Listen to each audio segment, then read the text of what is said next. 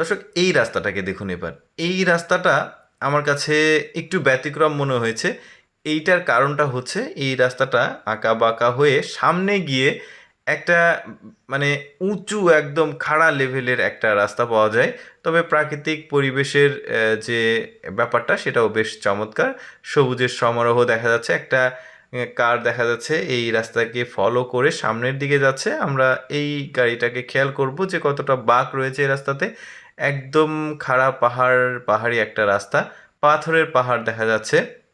এই যে গাড়িটা সামনের দিকে এগোচ্ছে, তবে এতটাও স্পিডে কিন্তু গাড়ি যেতে পারে না। আমি একটু ফাস্ট করেই আপনাদেরকে দেখাচ্ছি যাতে পুরো রাস্তাটির সৌন্দর্য একটু দ্রুত সময়ে দেখাতে পারি আপনাদেরকে।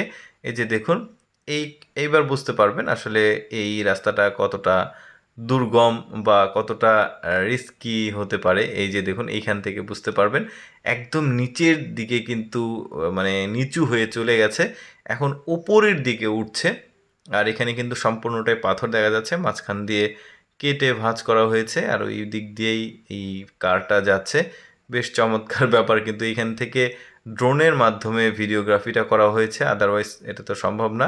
সামনে থেকে দুইটা গাড়ি আসছে, একটু পেছনে গিয়ে গাড়িটাকে সাইড দিতে হবে, কারণ এটা এক লেনের চাইতে মোস্ট প্রবাবলি একটু বেশি হতে পারে এই যে রাস্তার লেন্থ সেইটা। এই যে দেখুন, এই গাড়িটা কিন্তু এখনও সামনের দিকে ওপরের দিকে উঠছে। কি একটা মানে চিন্তা করে দেখেছেন ওদের যোগাযোগ ব্যবস্থার জন্য কতটা রিস্কি ওয়ে ওরা অবলম্বন করে। এ ধরনের রাস্তা কিন্তু বিভিন্ন জায়গায় দেখা যায়, তবে এতটা এক্সট্রিম লেভেলের না। ইন্ডিয়াতে, পাকিস্তানে, বাংলাদেশে রয়েছে। দর্শক, প্রতিদিন এইরকম এক্সেপশনাল ভিডিও দেখতে আমাদের ইউটিউব চ্যানেলটি সাবস্ক্রাইব করে রাখুন। ধন্যবাদ।